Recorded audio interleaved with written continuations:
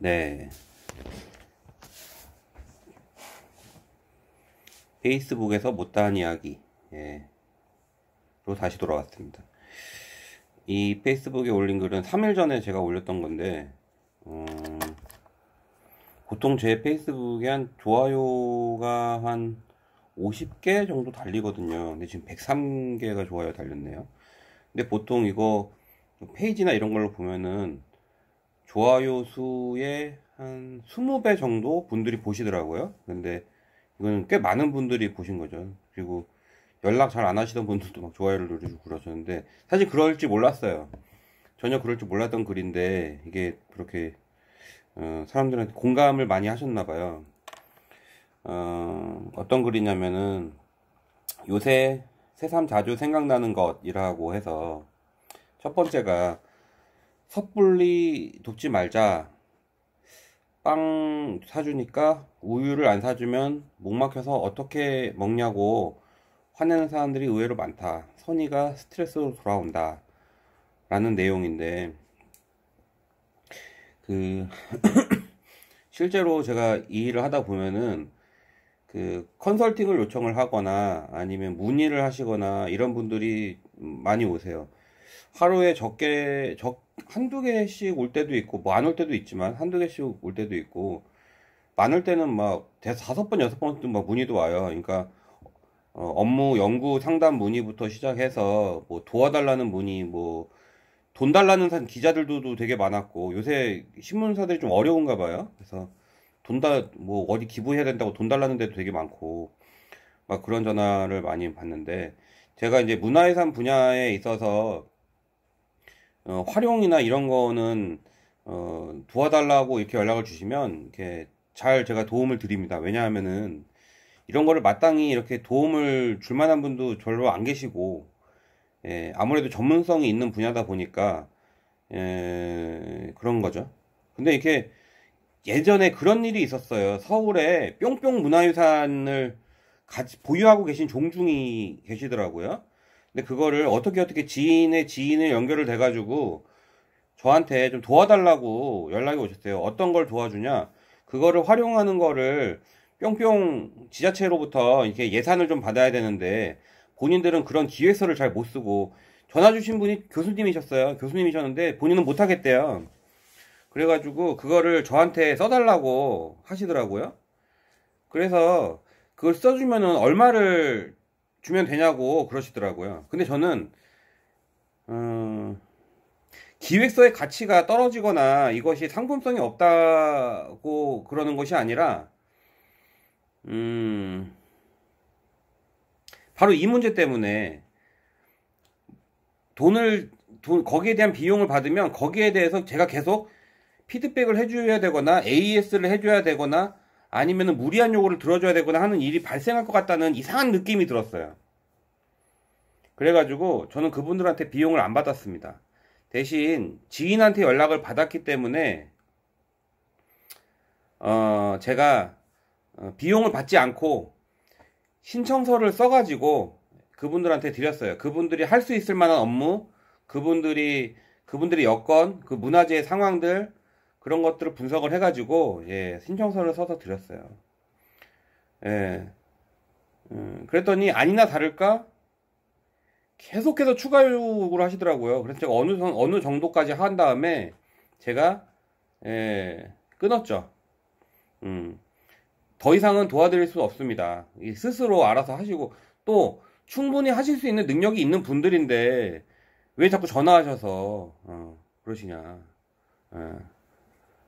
그런 생각이 들었고, 뭐 이렇게까지 얘기는 안 했지만 뭐 그런 생각이 들어가지고, 아니 학교 교수님들이 있는데 그것도 못해요? 그래가지고 그거 제가 어디까지나 아이디어 기획이나 현장 상황 같은 건 판단해가지고 기획서를 써 드리는 것까지 했죠. 그런데 올해 들어서 그 신청서를 냈던 지자체에서 다시 전화가 온 거예요. 근데 거기랑 뭐 이런저런 해서 이거를 뭐 하기로 했고, 그 예산 신청서 썼던 대로 이제 진행을 하기로 했다. 뭐 그런 얘기를 하시더라고요. 하시면서 저한테 그런 얘기를 하는 거예요. 아니 그 소장님이 신청서 써준 거기서 소장님이 뭐 도와주기로 했으면서 그 다음에 뭐 안 도와준다는 둥 뭐 그런 얘기를 했다는 거예요. 그래서 그 하계사가 엄청 화를 냈대요. 아니 내가 정말 잘 아는 분 어렵게 연결해가지고 소개해서 도와드렸는데 내가 알아서 내가 그 소개시켜드렸는데 왜 그분 그 바쁜데 시간 내 갖고 도와준 사람한테 왜 그걸 그런 식으로 얘기하냐고. 왜냐하면은 그 종중에 그 담당하는 사람은 그런 사실을 전혀 몰랐던 거지. 그 지자체에서 뭐 어떤 도움을 줬는지. 예. 또 막 떠드는 거예요. 그러니까 제가 막 도와줘봤자 뒤에서 욕하는 사람들밖에 없어요. 너 정말 황당한 거죠. 저는 제 입장에서는. 그래서 아우 정말 너무 스트레스가 많아요. 스트레스가 많아가지고 앞으로는 섣불리 도와주시면 안 되겠다라는 생각을 많이 했어요. 근데 그런 일이 한두 번이 아니에요. 굉장히 많이 일어나요. 예. 제가 인지도가 올라가면 올라갈수록 예, 굉장히 그런 일이 많이 일어납니다. 그래서 너무 스트레스 받아가지고. 근데 그렇다고 하지만 정말 선량하고 정말 도움을 필요로 하고 그런 분들은 또 도와드려야죠. 예. 그런 생각을 가지고 있습니다. 근데 그렇지 않은 분들은 저는 뭐 그렇습니다. 그 다음에 연관된 얘기인데 저한테 비용을 얼마를 주고 뭐 이렇게 연구 같은 걸 해달라는 분들이 계세요. 근데 정말 말도 안 되는 예산 대비해서 말도 안 되는 요구를 많이 하는 분들이 계세요.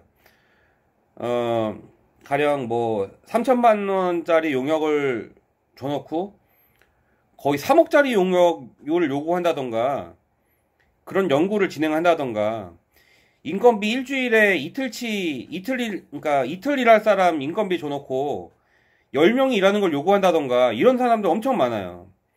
이런 거 전화해서 갑질 엄청 하죠. 근데 이런 거를 이제 의뢰 입장에서 정말 반론을 얘기하려면은 정말 큰맘 먹고 해야 됩니다. 예. 반론을 얘기하려면 가볍게 얘기할 수 있는 상황이 아니에요. 반론을 얘기하려면 큰맘 먹고 얘기해야 되고 가급적 트러블을 만들어내지 않으려고 하거든요.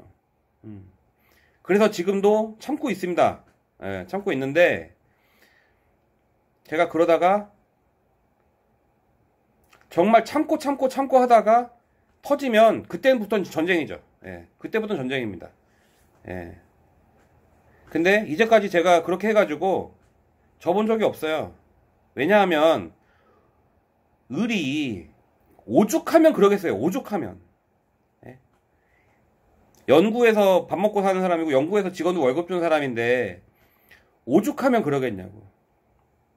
그런 일 별로 없어요. 근데 정말 힘들더라고요. 나는 그런 데들하고는 앞으로 가급적 일을 안 하려고 그럽니다. 만약에 저랑 무슨 일을 했는데 제가 다음에 무슨 일을 해달라고 저한테 요청했는데 제가 안 한다. 그러면 대충 나한테 어떤 일을 했는지 상기해 보시기 바랍니다. 저는 좋은 분들하고 계속 같이 일합니다. 돈이 얼마가 됐든 간에. 예. 조율이 되니까요. 예.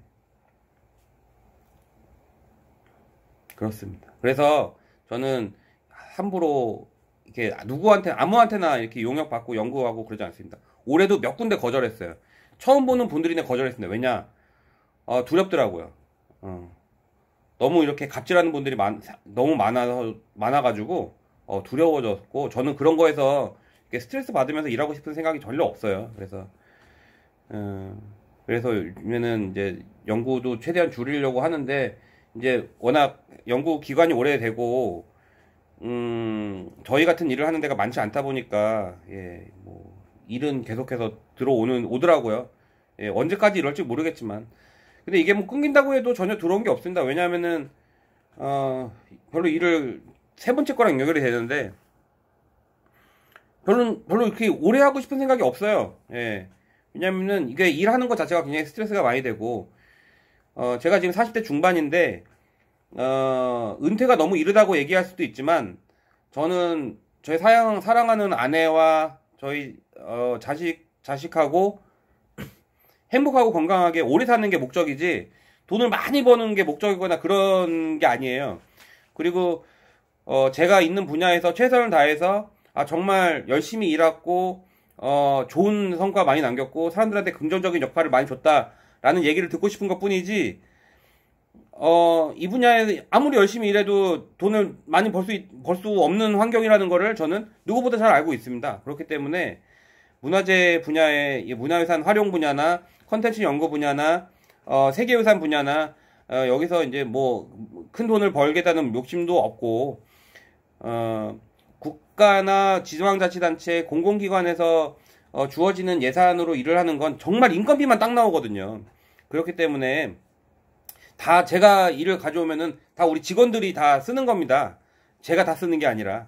그렇기 때문에 착한 일 하는 거는 직원들 월급 주고 이런 거 하는 거는 여력이 될 때까지 할 생각이고, 그 다음에는 어디 조용한 시골 같은 데 가서 책을 쓰고 여행하고 그럴 생각입니다. 또 저희 와이프도 일이 있기 때문에 저희 와이프가 하는 일 돕고 그렇게 할 생각이고요.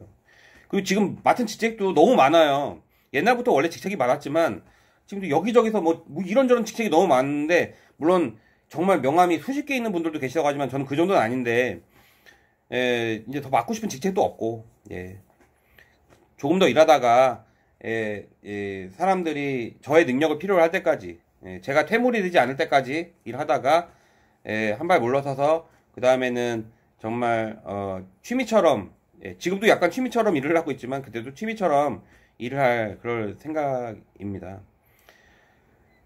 다만 제가 지금 일을 하면서 계속해서 이런 일을 해야 되겠다라는 생각을 하고 있는 건, 이 판에 있는 동안 해야 하는 말 하면서 또 주어진 연구 열심히 하고 또 현장을 계속해서 지속시켜서 현장에서 좀 적용이 가능한 논리들을 할 생각이에요. 내 주변에 비판하는 사람 엄청 많아요. 비판, 뭐, 여기는 이렇게 하는데 너무 못하더라. 여긴 이렇게 하니까 못한다. 여긴 이렇게 하니까 못한다. 저는 비판하는 건 누구나 할 수 있다고 생각해요. 비판은 누구나 할 수 있다. 그런데 중요한 건 비판이 중요한 게 아니라 대안을 마련해 주는 거잖아요. 그럼 대안을 얘기해보라고 하면 대안은 아무도 얘기를 안 해요. 다들 비판만 얘기하고 대안을 얘기를 안 합니다. 대안 없이 비판하려면 비판 안 해야 된다고 저는 생각해요. 왜 이렇게 남들만 까기만 하는 거예요? 거기에는 대안을 마련해야지. 대안을 마련하지 못한 사람은 저는 비판할 자격 없다고 생각합니다. 그래서 저는 꼭 대안을 마련하려고 생각을 많이 합니다. 제가 지금 같이 일하고 있는 3917 마중의 사장님한테도 계속 그 말씀 드리는 거예요. 당신이 못한다 이런 얘기를 하는 것이 아니라, 당신이 어떤 부분은 잘하시고 어떤 부분 부족한 것 같은데 저는 이 부분은 이렇게 변경이 돼야 될 거라고 생각하고 그 부분에 대해서는 내가 책임지겠다. 그래서 지금 세계유산 토요뮤지엄도 만들어갖고 지금 어떻게 하다 보니까 내일 모레 이제 개관을 하게 되는데 지금 열심히 준비하고 있고요. 그런 거죠. 그래서 자기가 직접 대안을 마련하고 정말 거기서 효과에 대해서 담보할 수 없으면은 함부로 비판하는 거 아니다. 우리나라 사람들이 비판하는 거 너무 좋아해요. 코로나19에 대응하는 우리나라 정말 잘하고 있는데 그런 거 비판하고, 우리나라 지금 KF-X 정말 잘 만들고 있는데 그런 거 비판하고, 현대자동차, 기아자동차 전국 전 세계에서 높은 성과 올리고 있는데 우리나라만 꼬져서 비판하고. 대안이 뭐냐고요, 대안이. 그렇습니다. 그래서 저는 제가 입으로 내뱉은 말 언행일치 하면서 책상의 논리로 입만 나불거려서 망쳐놓는 현장들이 넘치는 대한민국 미래를 위해서 정말 현장성 있는 의견들 열심히 제출하고 제작 기획하고 현장에서 실행에 나가고, 실행을 통해서 다시 피드백 받아가지고 다시 또 좋은 의견 제출하고, 제가 현장에 있을 때까지 그렇게 업무를 진행할 그런 생각입니다. 근데 요새 이런 생각을 좀 자주 하게 되더라고요. 왜냐하면은 제가 일하는 데가 좀 이렇게 서울보다는 생각할 시간이 많은 그런 공간이다 보니까, 그리고 연구 같은 경우에도 저희 직원들이 많이 진행을 해주시고 저는 큰 틀에서만 잡아주는 역할을 요새 하다 보니까 생각을 할 시간이 되게 많은데, 그러다 보니까 좀 이런 생각을 많이 하게 되네요. 뭐 옛날부터 했지만. 그래서 페이스북에서 들려주지 못한 이야기 마저 들려드렸고, 여기에 참고로 넣은 이 사진은 제가 얼마 전에 그 가고도의 바닷가에 갔는데 정말 해수욕장에 아무도 없어요. 몽돌 해수욕장인데 아무도 없는데 거기서 그 촬영한 그 영상이에요. 근데 영상이 재생이 되나? 네. 그래서 영상 촬영도 하다가 슬로우 모션도 찍고 뭐 이렇게 해서 찍은 영상인데 직접 역적인 내용과 연관이 있는 영상은 아니지만 밑에 있는데 많은 분들이 이렇게 페이스북에서 저희 글에 호응해 주시고 그런 게 저한테 흥이 나더라고요. 그래서 감사드리고요. 앞으로도 더욱더 제 업무에서 충실하게 저한테 의뢰하신 분들한테 실망시키지 않도록 노력하지만 부절제한 갑질에 대해서는 너무 과도하다 싶으면 대응하는 그런 모습 보여드리도록 하겠습니다. 노트9의 그 기능으로 이제 지금 계속 녹화하고 있는데 해보니까 되게 좋아요. 화질은 높지 않지만은 아무튼 앞으로도 열심히 애용하도록 하겠습니다. 감사합니다.